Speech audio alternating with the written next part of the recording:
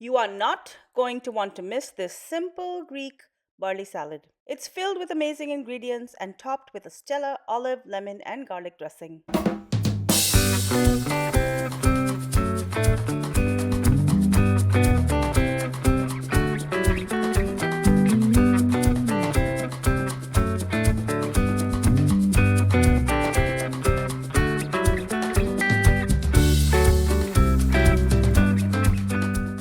To prepare the barley, I like to soak it overnight. Soaking it is not mandatory, but I love it when it has plumped up.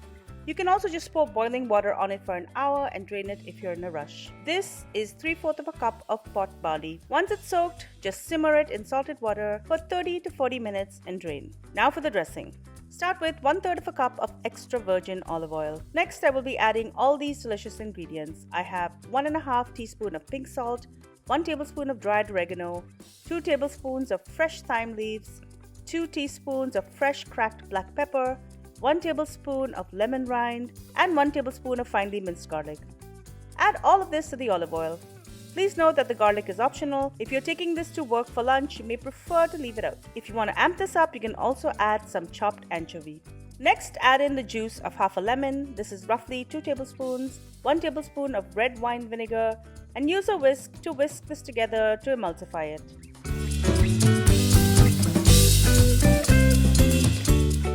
In a bowl, add in the barley. The 3/4 cup of soaked barley is now 1.5 cups after it cooked. Add a 1/4 cup of red onion. Notice that I chose to just slice this in rings. This way it's easy to fish out if you don't want to eat the onion at work. I'm going to add 1 cup of tomato. I've used very ripe tomatoes and I've just de-seeded them. I'm also going to add 1 cup of chopped parsley, 1/2 cup of cubed cucumbers, 1/2 cup of cubed green pepper, and 1/2 cup of sliced black olives. You can also use green if you prefer.